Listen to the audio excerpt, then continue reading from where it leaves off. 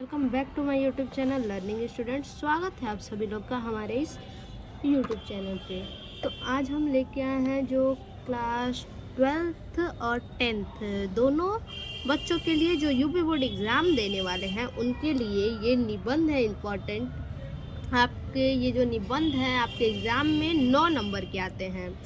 तो आज हम इम्पॉर्टेंट निबंध आप लोगों के लिए लेकर के आए हैं। पहला निबंध है पर्यावरण प्रदूषण की समस्या एवं समाधान। दूसरा है विज्ञान वरदान या अभिशाप।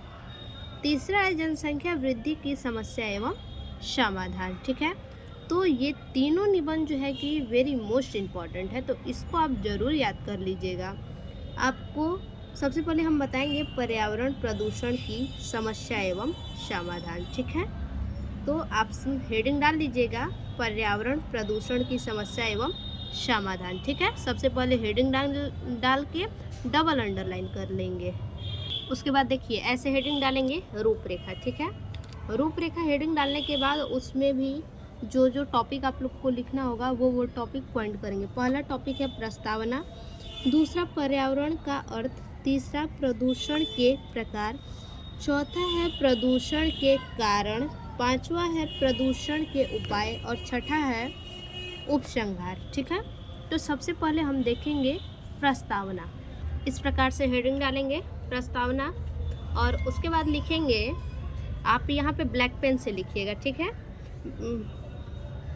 ब्लैक पेन से, जिस पेन से आप यहाँ पे हेडिंग देंगे उसी पेन से इसको भी लिखना है। लिखेंगे सांस तक लेना मुश्किल हो गया है, वातावरण कितना प्रदूषित हो गया है। ठीक है, ऐसे आप लिखेंगे तो एग्जामिनर जो होगा थोड़ा सा खुश हो जाएगा इस पॉइंट को देख के। ठीक है, हो सकता है आपके फुल मार्क्स मिले। तो उसके बाद लिखेंगे प्रकृति ने हमें स्वच्छ और स्वस्थ वातावरण सौंपा था, किंतु मनुष्य ने अपनी आवश्यकताओं की पूर्ति के लिए इसे खतरे में डाल दिया है। देखिए जो हमारा वातावरण है, एटमॉस्फेयर है, वो क्या था, बहुत ही ज़्यादा शुद्ध था। ठीक है, प्रकृति हमें स्वच्छ और स्वस्थ वातावरण सौंपा था, लेकिन मनुष्य ने क्या किया, अपनी आवश्यकताओं की पूर्ति के लिए इसे क्या कर दिया, खतरे में डाल दिया। जैसे कि आवश्यकताओं की पूर्ति के लिए मान लीजिए जंगल है। ठीक है, अब क्या करना है, वहाँ पे कारखाना बैठाना है, तो उस जंगल से क्या किया, पेड़ पौधे जितने भी हैं उसको कटवा दिया, पूरा साफ करवा दिया। तो बताइए अगर इसे कटवा दिया, साफ करवा दिया, तो जीव जंतु फिर कहाँ रहेंगे, जो जंतु हैं, जो जीव है, ठीक है, तो ये सब कहाँ रहेंगे।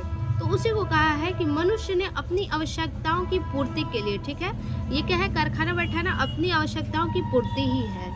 आजकल लोग क्या कर रहे हैं, पेड़ पौधे लगाने के बजाय काट रहे हैं। ये भी क्या है, आवश्यकताओं की पूर्ति के लिए जो पेड़ पौधे जो भी है उसे काट रहे हैं और काट के वहाँ पे अपना घर बना रहे हैं। पेड़ पौधे काट रहे हैं, लकड़ियाँ उनसे प्राप्त हो रही हैं, तो क्या करवा रहा है, बेड, चौकी, टेबल, कुर्सी, यही सब बनवा रहे हैं। ठीक है, तो यानी मनुष्य जो है अपनी आवश्यकताओं की पूर्ति के लिए किसी भी हद तक जा सकता है।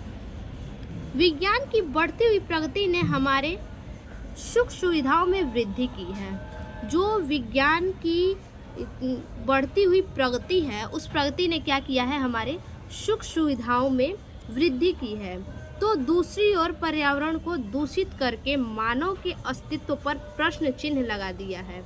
क्या किया है, दूसरी ओर पर्यावरण को दूषित करके मानव ने क्या किया है, पर्यावरण को दूषित करके मानव के अस्तित्व पर प्रश्न चिन्ह लगा दिया है। ठीक है, अब देखिए दूसरा हेडिंग है हमारा पर्यावरण का अर्थ। ठीक है, देखिए पर्यावरण का क्या अर्थ है, हेडिंग डाल के सबसे पहले लिखेंगे हवा जल जंगल जमीन बचे रहे तो होगा मंगल।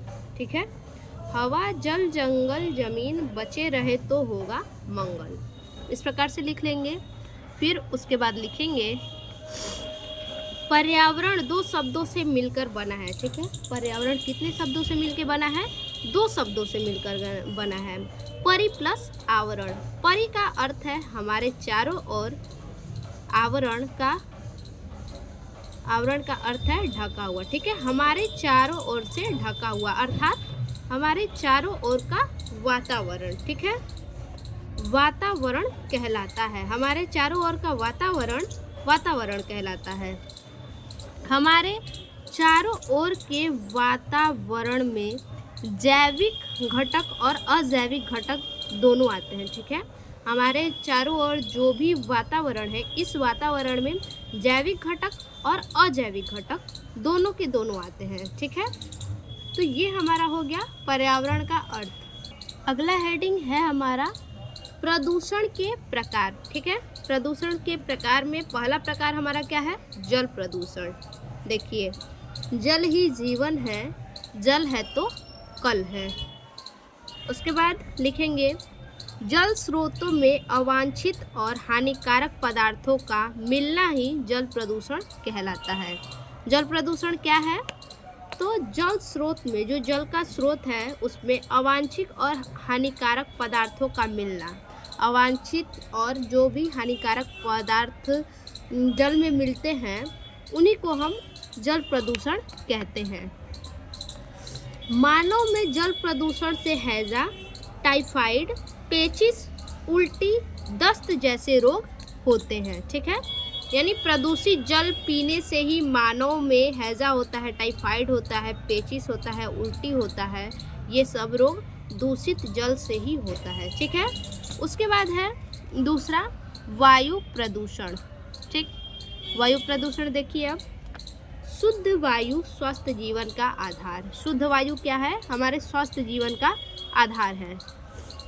लिखेंगे वायु में धूल, धुएं और हानिकारक गैसों के मिलने से वायु प्रदूषित होती है। वायु कैसे प्रदूषित होती है?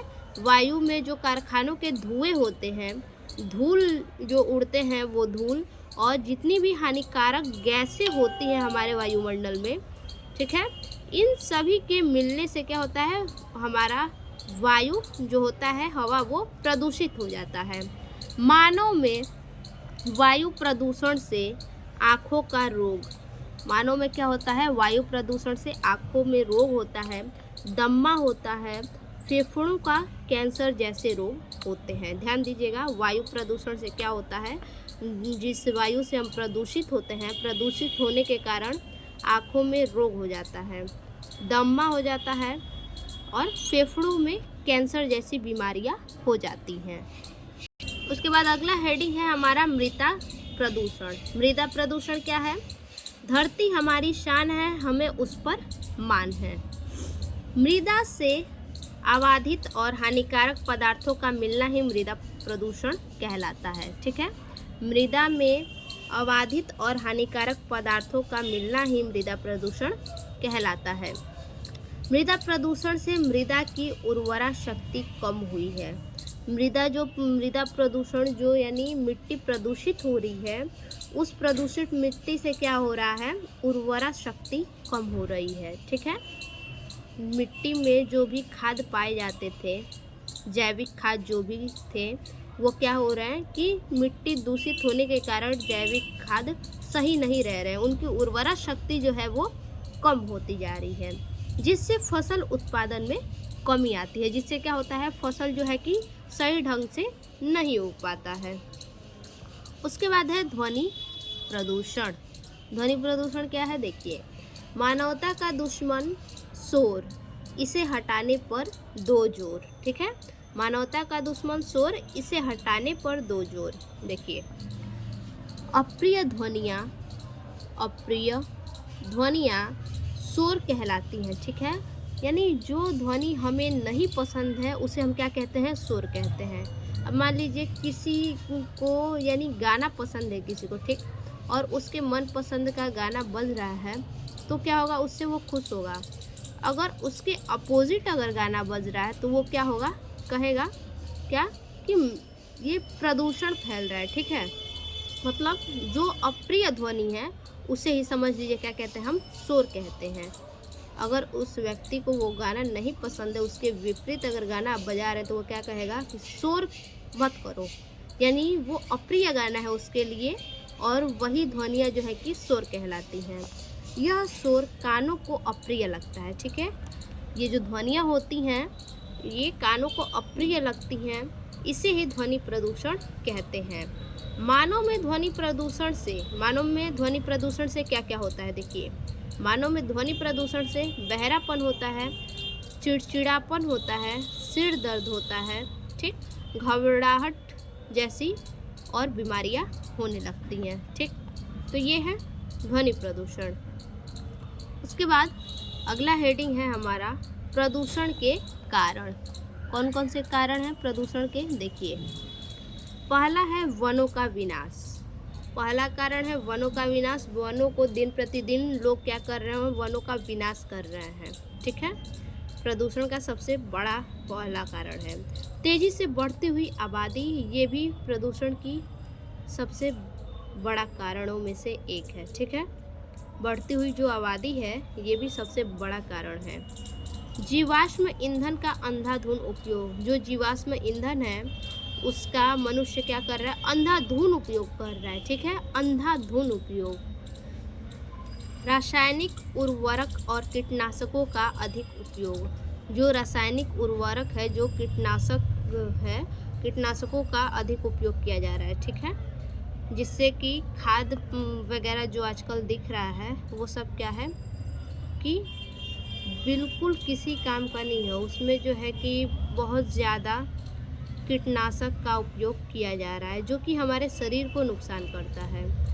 और अगला है तेज़ी से बढ़ती हुई उद्योग। जो तेज़ी से उद्योग बढ़ रहे हैं, ठीक है, उन्हीं को बोला है। अगला हेडिंग है प्रदूषण को रोकने के उपाय। कौन कौन से उपाय हैं प्रदूषण को रोकने के लिए? देखिए, पहला है वनों के विनाश को रोका जाए। जो आजकल वनों का विनाश हो रहा है, वनों को काटा जा रहा है, उन्हें क्या किया जाए? रोका जाए। अधिक से अधिक पेड़ लगाया जाए, ठीक है, क्या किया जाए? अधिक से अधिक पेड़ लगाया जाए। उसके बाद दूसरा नंबर है तेजी से बढ़ती हुई आबादी पर रोक लगाने के प्रयास किए जाएं। क्या किए जाए? जो बढ़ती हुई आबादी है इस पे रोक लगाने का प्रयास किया जाए। जो बढ़ती हुई हमारी आबादी है इस पे रोक लगाना अत्यंत महत्वपूर्ण है। तीसरा है ईंधनों में शीशा रहित पेट्रोल। जो ईंधन है उसमें शीशा रहित पेट्रोल यानी शीशे का प्रयोग किया जा रहा है और सीएनजी का उपयोग किया जा रहा है। ईंधनों में शीशा का उपयोग किया जा रहा है और सीएनजी का भी उपयोग किया जा रहा है। सीएनजी गैस है, ठीक है। अगला है रासायनिक उर्वरक, ठीक है। रासायनिक उर्वरक और कीटनाशकों का कम से कम उपयोग किया जाए। जो रासायनिक उर्वरक हैं और कीटनाशक हैं यानी खाद जो भी है, जो खाद है उनका कम से कम खादों का उपयोग किया जाए, ठीक है। उसके बाद अगला है उद्योगों को शहर से बाहर स्थापित किया जाए। यानी जितनी भी कारखाने हैं, मशीनें हैं, उनको क्या किया जाए कि शहर से बाहर उन कारखानों को स्थापित किया जाए।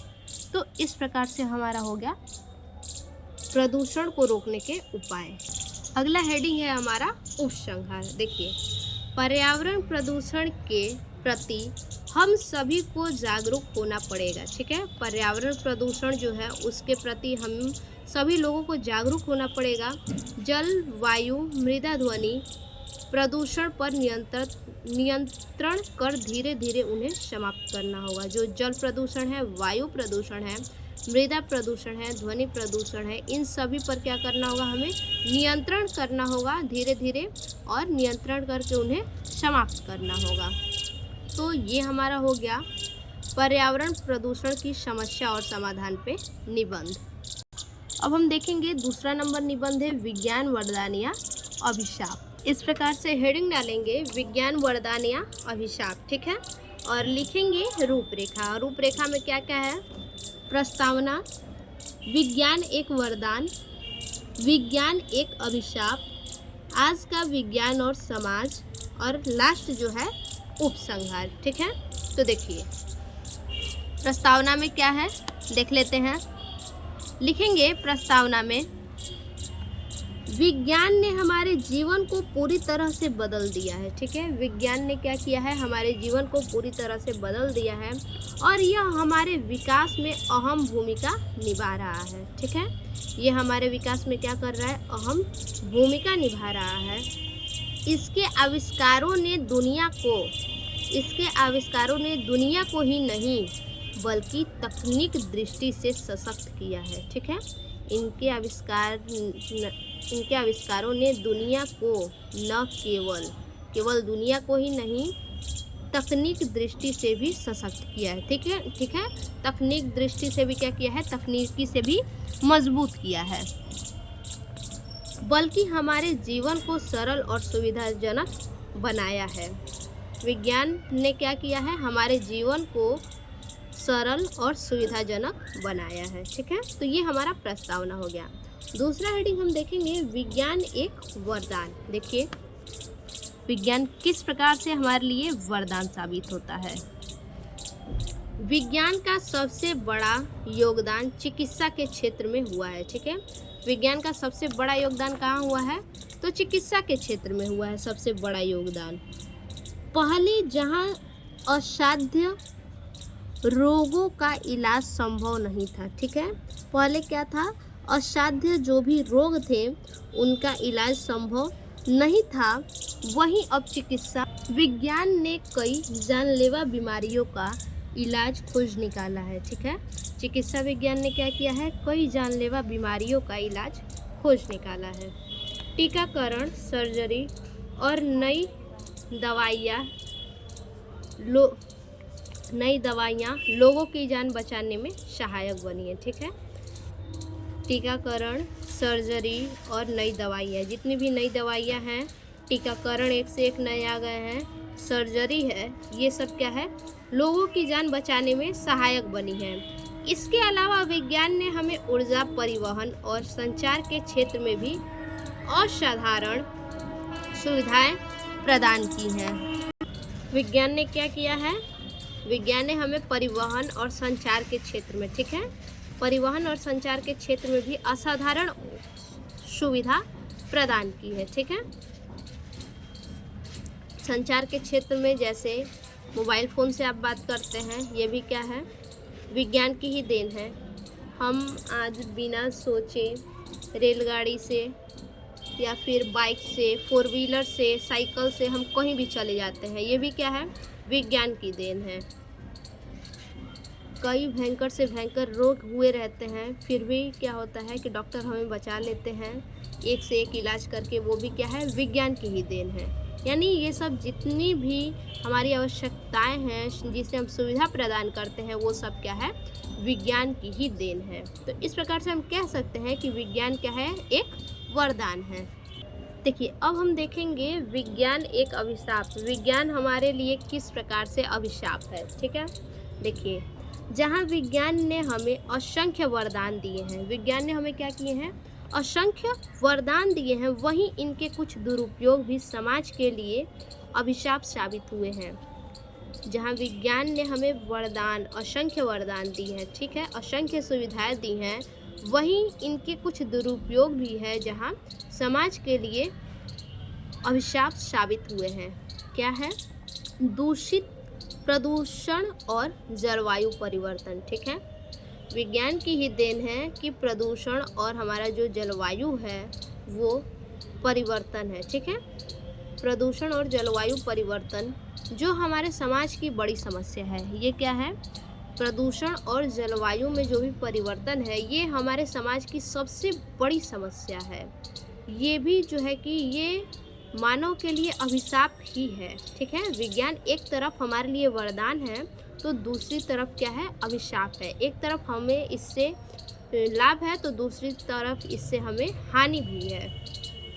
पर्यावरण को गंभीर रूप से नुकसान पहुंचाया है। ठीक है, मनुष्य ने क्या किया है, पर्यावरण को गंभीर रूप से नुकसान पहुंचाया है। इसके अलावा विज्ञान ने युद्धों के लिए, इसके अलावा विज्ञान ने क्या किया है, युद्धों के लिए हथियार तैयार किया है। ठीक है, युद्धों के लिए विनाशकारी हथियार तैयार किया है, हथियारों का निर्माण किया है। जिससे लाखों निर्दोष का जीवन संकट में पड़ जाता है। एक से एक मिसाइलें बनी हुई हैं जो क्या है, अगर एक बार उस मिसाइल का प्रयोग किया जाए तो एक बार में जो है कि करोड़ों अरबों की संख्या में जो है कि लोगों की जानों को लिया जा सकता है। ऐसी ऐसी मिसाइलें हैं, ऐसी ऐसी विनाशकारी हथियारें हैं, ठीक है, जिससे लाखों लोगों को, करोड़ों लोगों को इनका जीवन जो है कि संकट में पड़ सकता है। तो इस प्रकार से विज्ञान क्या है हमारे लिए, एक तरफ से अभिशाप भी है।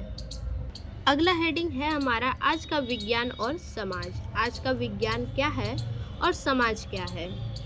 आज के समाज में विज्ञान के महत्व को नकारा नहीं जा सकता, ठीक है।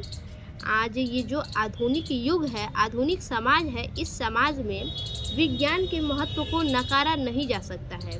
प्रत्येक क्षेत्र में विज्ञान का प्रभाव देखा जा सकता है, ठीक। किसी भी क्षेत्र में आप देख लीजिए, विज्ञान का प्रभाव आपको ज़रूर दिखेगा। शिक्षा के क्षेत्र में, शिक्षा के क्षेत्र में आप देख लीजिए, उसके बाद चिकित्सा के क्षेत्र में, कृषि के क्षेत्र में, परिवहन के क्षेत्र में, संचार आदि विज्ञान के योगदान के कारण मानव जीवन में क्रांतिकारी परिवर्तन हुए हैं, ठीक है। शिक्षा हुआ, चिकित्सा हुआ, कृषि, परिवहन, संचार, इन सभी के क्षेत्रों में क्या है, विज्ञान ने महत्वपूर्ण योगदान किया है, ठीक है। अब चिकित्सा के क्षेत्र में देख लीजिए, एक से एक मशीनें आ गई हैं जिससे क्या है, बिना चीर फाड़ किए दूरबीन द्वारा ऑपरेशन, कोई भी ऑपरेशन किया जा सकता है।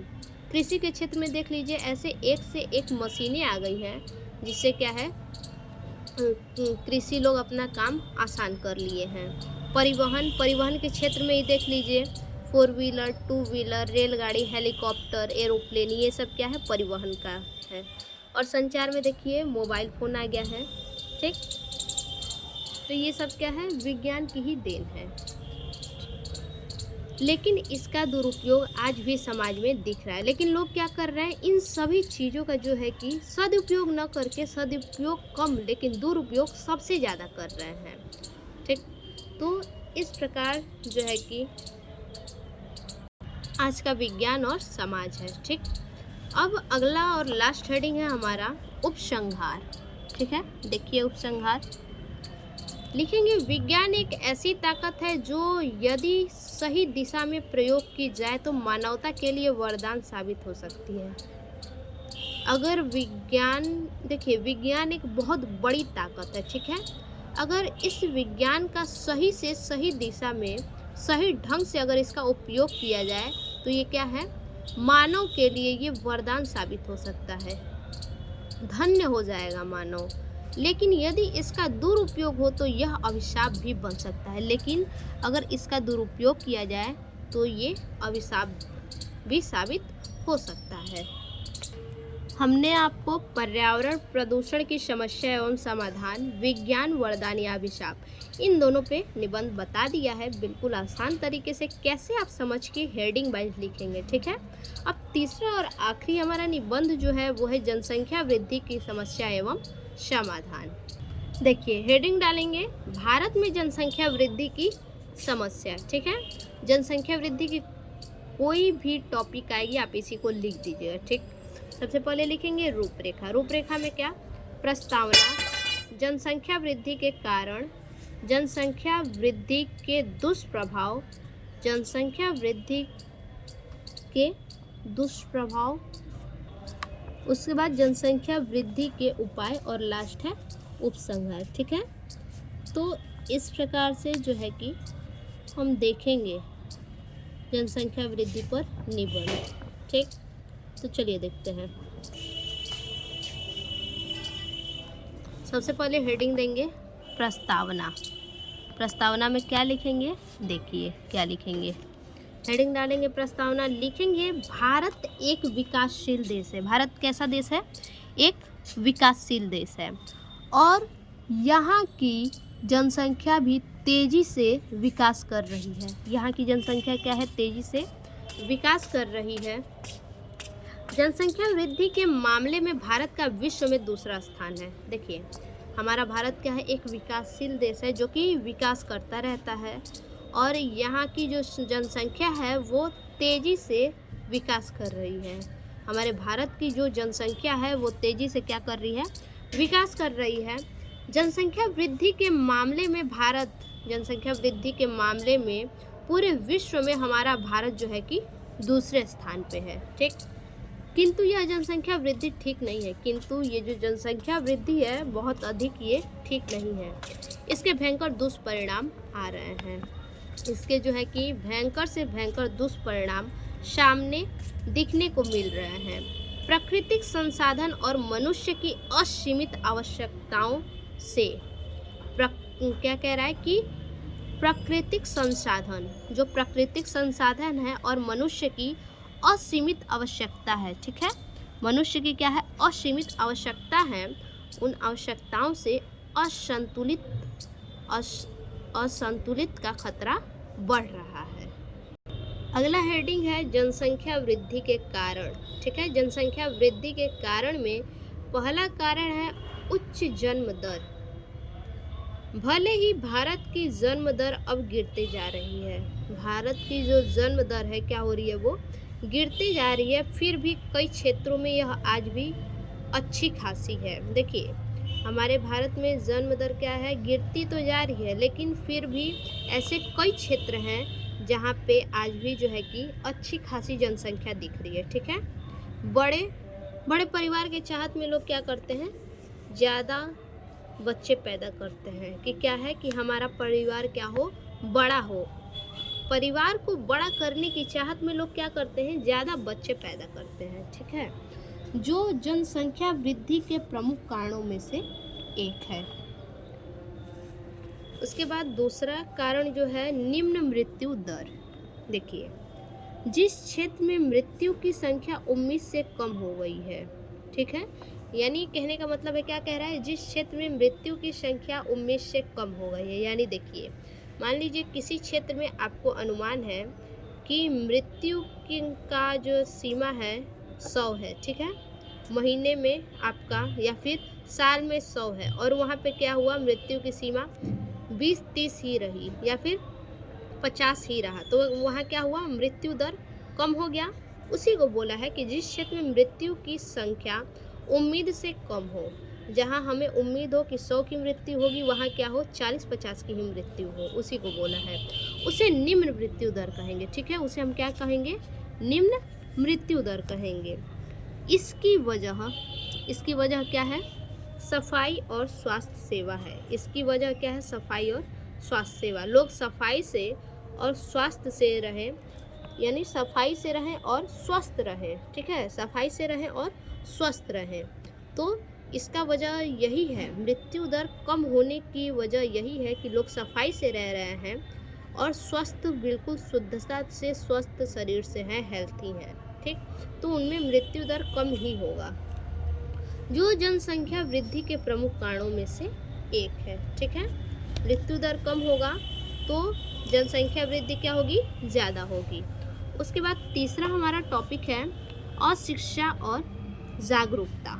अशिक्षा और जागरूकता किस प्रकार से है, देखिए हेडिंग डालेंगे, डबल अंडरलाइन करेंगे, लिखेंगे जनसंख्या वृद्धि के लिए अशिक्षा और जागरूकता की कमी भी उतनी ही जिम्मेदार है जहां शिक्षा और जागरूकता की कमी होती है।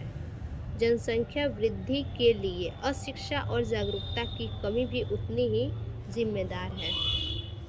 जनसंख्या वृद्धि के लिए कौन जिम्मेदार है, अशिक्षा और जागरूकता जिम्मेदार है, ठीक उतना ही जिम्मेदार है जितना जहाँ शिक्षा और जागरूकता की कमी होती है। जहाँ शिक्षा और जागरूकता की कमी होती है वहीं पे लोग जागरूक नहीं होते हैं और अशिक्षित होते हैं। जैसे कि आपको गांव में देखने को मिलेगा कि बहुत सारे गांव ऐसे हैं जहाँ पे दूर दूर तक क्या है, कोई स्कूल नहीं है और जागरूक करने के लिए पढ़े लिखे लोग नहीं हैं। संतुलन वहीं सबसे पहले बिगड़ते हैं, जहाँ जागरूकता और अशिक्षा है वहीं पे क्या है, संतुलन सबसे पहले बिगड़ता है। अशिक्षित लोग अपने परिवार को नियोजित नहीं कर पाते हैं। जो अशिक्षित लोग हैं वो क्या करते हैं, अपने परिवार को जो है कि नियोजित नहीं कर पाते हैं। अगला हेडिंग है जनसंख्या वृद्धि के दुष्प्रभाव। कौन कौन से दुष्प्रभाव हैं जनसंख्या वृद्धि के, लिखेंगे जनसंख्या वृद्धि के दुष्प्रभाव निम्न हैं। पहला दुष्प्रभाव है खाद्य सुरक्षा की समस्या। खाद्य सुरक्षा की समस्या जो है वो दुष्प्रभाव है। शिक्षा की भी समस्या है, रोजगार की समस्या है, स्वास्थ्य सेवाओं की समस्या है। लोग स्वस्थ नहीं हैं, उन्हें स्वास्थ्य की सेवाएं नहीं प्राप्त हो रही हैं। पर्यावरण का क्षरण है, ठीक है, यानी पर्यावरण की कमी है। गरीब और असमानता है, गरीबी है और लोगों में असमानता है। उसके बाद अपराध, चोरी, भ्रष्टाचार, कालाबाजारी और तस्करी, ठीक है, तस्करी जैसी समस्या। उसके बाद अगला है देश का असंतुलित विकास। देश का क्या हो रहा है? विकास सही ढंग से नहीं हो रहा है। देश का विकास जो है कि असंतुलित ढंग से हो रहा है। उसके बाद अगला है बेरोजगारी में वृद्धि। बेरोजगारी में जो है कि वृद्धि होते जा रही है। लोग क्या हो रहे हैं? धीरे धीरे बेरोजगार हो रहे हैं। तो ये सभी जो है कि जनसंख्या वृद्धि के दुष्प्रभाव हैं। इसके बाद अगला हेडिंग है हमारा जनसंख्या वृद्धि के उपाय। तो देखिए कौन कौन से जनसंख्या वृद्धि के उपाय हैं। ठीक, लिखेंगे जनसंख्या वृद्धि को रोकने के निम्न उपाय हैं, ठीक, जिनमें से हमारा पहला उपाय जो है वो है जीवन स्तर में सुधार। ठीक, देखिए लिखेंगे जीवन स्तर में सुधार होने से मनुष्य की भौतिक रुचि बढ़ जाती है। अगर जीवन जो हमारा है उस जीवन स्तर में अगर सुधार हो जाए, मनुष्य के जीवन स्तर में सुधार हो जाए तो उसकी भौतिक रुचि जो होती है, जो रुचि है वो रुचि क्या होती है? बढ़ जाती है और उसका रहन सहन का स्तर ऊंचा हो जाता है। रहन सहन का स्तर क्या होता है? ऊंचा हो जाता है और भविष्य के लिए योजनाएं बनाने लगता है। क्या करता है? भविष्य के लिए योजना बनाने लगता है। अगला है विवाह की आयु में वृद्धि करना। ठीक है, विवाह की जो आयु है उस आयु में वृद्धि करना। लड़के एवं लड़कियों के विवाह की न्यूनतम उम्र बढ़ाई जाए। सरकार को क्या करना चाहिए? जनसंख्या वृद्धि के उपाय को रोकने के लिए विवाह की उम्र को बढ़ा देना चाहिए। लेकिन आज भी अक्षय तृतीया एवं कार्तिक शुक्ल, अक्षय तृतीया एवं कार्तिक शुक्ल एकादशी को, ठीक है, कार्तिक के शुक्ल पक्ष में एकादशी को लाखों अबोध बालक बालिकाओं को शादी 6 से 15 वर्ष के बीच करा दी जाती है। कितने से कितने वर्ष के बीच? 6 से 15 वर्षों के बीच में शादी करा दी जाती है। इसलिए बाल विवाह पर पूर्ण रोक लगाई जाए। इसलिए क्या करना चाहिए? बाल विवाह पे पूरी तरह से रोक लगाया जाना चाहिए। उपसंहार, उपसंहार क्या है? देखिए, जनसंख्या वृद्धि समस्या और समाधान अति आवश्यक है। जनसंख्या वृद्धि के लिए जो समस्या है और समाधान है वो क्या है? बहुत ही ज़्यादा आवश्यक है और इसका समाधान तभी होगा, ठीक है, इसका समाधान तभी होगा जब सभी लोग इसे गहराई से विचार करेंगे। सभी लोग क्या करेंगे? इस पे गहराई से जब विचार करेंगे तभी इसका समाधान होगा। गरीबी, बेरोजगारी, दूषित पर्यावरण, शिक्षा और रूढ़िवादी परंपरा है, ठीक है। गरीबी, बेरोजगारी, दूषित पर्यावरण, शिक्षा, ये क्या है? रूढ़िवादी परंपरा है। यानी लोग इसे क्या कर लिए हैं? परंपरा बना ली है। गरीबी है तो लोग क्या करेंगे? अरे हम लोग तो शुरू से ही गरीब हैं, हम लोग के दादा परदादा ये सब गरीब ही थे। मतलब ये लोग परंपरा बना लिए हैं कि दादा दादी, मतलब दादा परदादा ये लोग क्या होंगे? गरीब होंगे, तो उनकी आने वाली पीढ़ी भी क्या होगी? गरीब होगी। ऐसा लोग परंपरा बना लिए हैं। बेरोजगारी भी क्या है? उसी तरह से है। लोग कहेंगे कि अरे हमारे पूर्वज भी क्या थे? बेरोजगार थे, बस जैसे तैसे चलता था। तो ये भी क्या है? एक तरह से परंपरा लोग बनाए हैं। दूषित पर्यावरण, दूषित पर्यावरण भी उसी प्रकार से है। और शिक्षा, शिक्षा भी क्या है? लोग कहते हैं कि हमारी पीढ़ी तो पढ़ी ही नहीं तो हम क्या पढ़ेंगे।